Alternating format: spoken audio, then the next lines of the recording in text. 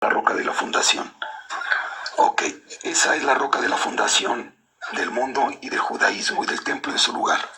Ahora hay otra roca de la fundación, sí, pero no es una institución en particular, sino todo aquel creyente que funde su fe en la declaración, en la confesión de fe de Pedro, sí. Y la pregunta clave es, ¿quién dicen que soy?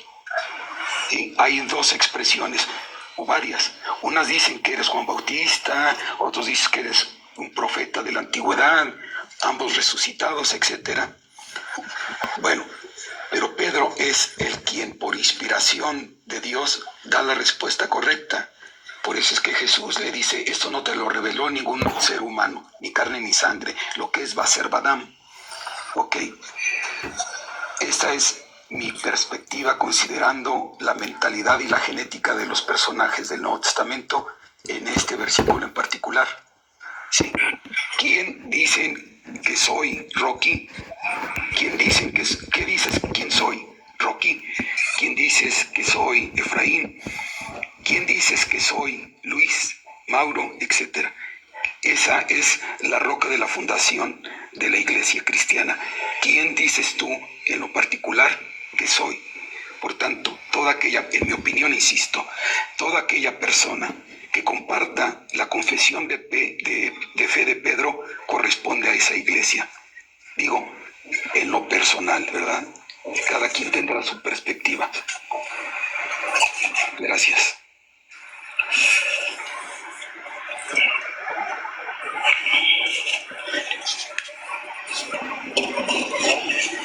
En base a lo que comenta el hermano, y es bien difícil que ahora el que ya se hizo cristiano evangélico vaya a regresar, porque como lo acaba de comentar el hermano, o sea, nosotros el fundamento es Cristo, y hay muchas cosas que estorban en la Iglesia Católica para que nosotros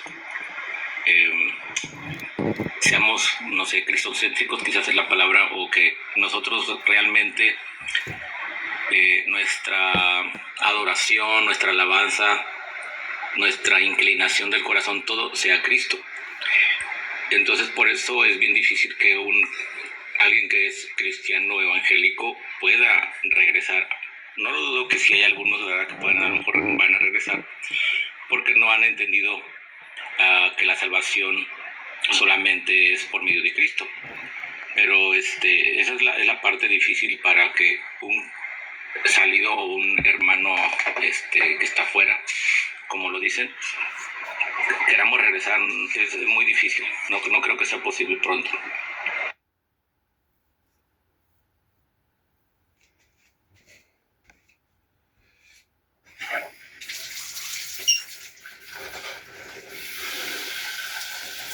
¿Alguien quiere comentar algo?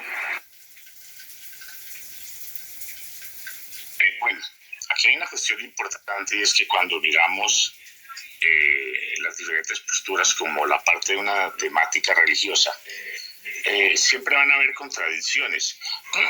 ¿Por qué? Porque no es la razón la que dirige el cuerpo de Cristo, sino el Espíritu Santo.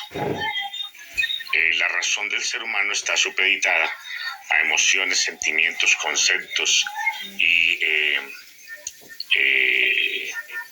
la intervención del intelecto como tal, aunque lo espiritual no difiere en su totalidad de la razón, interviene la razón, también es algo que está por encima de su perspectiva y analítica propia. Es ahí, reitero, y de pronto, más bien digo, concuerdo con lo que decía el hermano ahora, que la base primordial del fundamento del cristiano es la declaración de Pedro, que no es una revelación, o que no es una revelación de sangre, ni es de voluntad de varón, sino que es una revelación divina, una revelación que viene directamente de Dios, que es lo que se manifiesta en todo aquel que es nacido de nuevo. Ya no es guiado directamente por sus razones, sino que es guiado por el Espíritu de Dios, porque los que son hijos de Dios, estos son guiados por el Espíritu de Dios. Entonces ahí es cuando podemos encontrar una confrontación entre el intelecto y el espíritu. En Juan capítulo 3, Nicodemo era un tipo entendido, sabido en cuanto a las quizás 613 preceptos o conceptos, leyes de la Torá, pero no sabía que era nacer de nuevo. No entendía lo que le estaba hablando Jesucristo, porque las cosas del espíritu se disciernen espiritualmente. El hombre natural no entiende estas cosas porque para él son locura. Hasta ahí participo.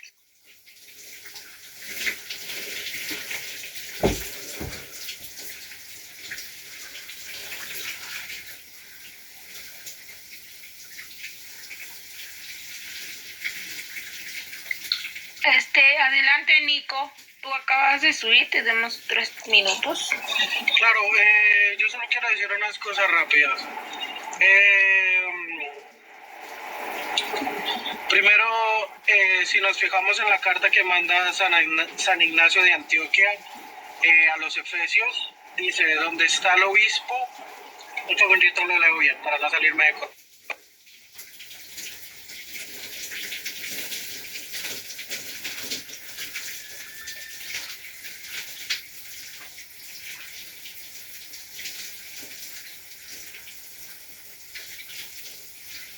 Ok, dice así, donde está el obispo, ahí deben estar los fieles.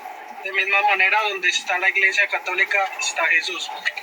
Entonces, mi pregunta es, si un mártir del año 35 nos confirma la iglesia católica, ¿cómo es posible que digan ustedes que la iglesia verdadera es la evangélica, que vino a existir después de Martín Lutero, un ex católico? Esa es mi pregunta para los evangélicos.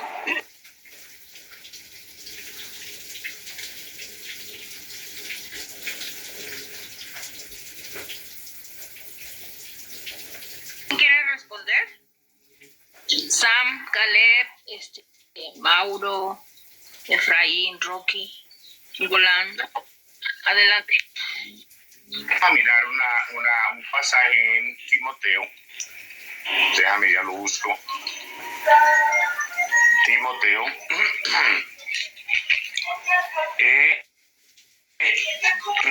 Ya te voy a decir. Timoteo. Dice la palabra de Dios en Segunda de Timoteo capítulo 2 versículo 19. A ver, yo pienso que ninguna institución humana, lo digo desde el punto de vista desde la concepción de los parámetros establecidos por la razón, la lógica y los servicios sociales utilizados por el hombre, puede atribuirse el derecho de llamarse la Iglesia de Cristo en propiedad, porque no es la institución la que conoce en plenitud a su Señor, porque de ninguna forma lo podemos abarcar en tal conocimiento. Dice Pablo que en parte profetizamos, en parte conocemos, y que ahora vemos oscuramente como por un espejo, pero entonces conoceremos como fuimos conocidos. Pero hay aquí un fundamento especial en 2 de Timoteo que dice, pero el fundamento de Dios está firme, teniendo este sello: conoce el Señor a los que son suyos, y apártese de iniquidad todo aquel que invoca el nombre de Cristo. A ver, entonces, Jesucristo, hasta donde tengo entendido, no estableció un nombre para una institución, estableció o fundó y sigue edificando su iglesia. Él dice, edificaré mi iglesia, y hasta donde yo sé, esa labor no ha terminado el día de hoy. Así que denominarse la iglesia tal o la iglesia tal o la iglesia tal por su autonomía personal, el derecho de ser de Dios sin la aprobación de Dios, yo creo que sería un absurdo. Pero no me respondiste a mi pregunta. Cuando San Ignacio manda esa carta a los Efesios, y dice que donde está la Iglesia Católica está Jesús. A ver, yo lo Entonces, confrontaría, ¿están yo te mintiendo al respondería de mártir? esta manera. Yo te respondería de esta manera, lo confrontaríamos a la luz de lo que dice Jesús, que es mucho más importante que cualquier otro documento posterior al canon mismo de las Escrituras, y es, donde 2 o 3 se congregan en mi nombre, ahí estoy yo en medio de ellos. Pero Jesús no mandó a hacer discípulos, obispos, no mandó a hacer eso, y es algo que la iglesia evangélica no tiene, ni siquiera tradición tiene. Eso lo asumes tú desde tu postura, y aquí no estamos No, tratando... lo asumo desde lo que ven. Perdón. Claro, A claro. ver, Mateo capítulo 28, hay una ordenanza que cumplen todos los que son llamados por Cristo, no por una denominación específica. De hecho, en las diferentes denominaciones pueden haber personas que no han sido llamadas, que no son conocidas por el Señor, porque él mismo dice en Mateo 7, 21 al 23. Dice, en aquel día muchos me dirán, Señor, Señor, en tu nombre hicimos esto, hicimos aquello, y yo les declararé, apartados de mí, hacedores de maldad, nunca os conocí. Pero si hay un mandamiento que es universal, que parte de los 12, de los 11 discípulos, a partir de los 12, ya en Hechos capítulo 2, que es ir y hacer discípulos a todas las naciones. Es una ordenanza universal que no profiere título de propiedad a ninguna institución en particular. Entonces, si ustedes tienen una carta escrita de parte del Señor que les confiere el título absoluto y determinante como única y exclusiva Iglesia de Jesucristo y los únicos salvos por Él, pues ya veríamos en base a la Escritura si es real o no. Mientras tanto, yo no estoy en condición de condenar ni salvar a nadie por la mera sospecha o por los meros datos históricos, porque hay alguien que determina todas las cosas en el cielo y en la tierra, que es el Señor. Nosotros nos regimos simplemente por las normas y ordenanzas que el Señor nos ha dado en su Escritura y buscamos ser fieles a ella, no antes que a las instituciones humanas. A esto me refiero cuando Pedro y Pablo le declaran a aquellos que le prohibían hablar en nombre del Señor: consideren ustedes si es primero servir a los hombres antes que a Dios. ¿Ya puedo responder? Vale. Okay. Adelante, Rocky.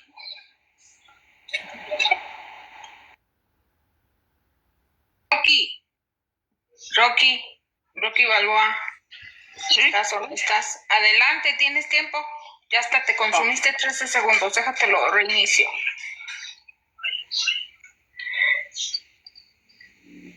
Adelante. Sí, cuando estaba hablando de Martín Lutero, estaba hablando de que fue ex católico que se rebeló contra las indulgencias, que en aquel tiempo se podía evaluar la ley, ya que Lutero se contradice en las 95 tesis, ¿no? Plasmándolas como herejías, y por no estar de acuerdo, según él, el católico que estaba a rato diciendo, triste, lamentablemente se podía ¿cómo se puede contradecir, verdad, en aquel tiempo, porque era válido? Así que desde ahí se empieza a cortar la línea, ¿no?, de la separación, y muchos, no nada más Lutero se ha separado mucho, como Calvino también era católico. ¿Quién más? Muchos se han salido del catolicismo. Entonces ahí te queda la palabra, ¿no?, la pregunta que él decía hace un rato. No sé si aclaré el punto, dispense, ¿no?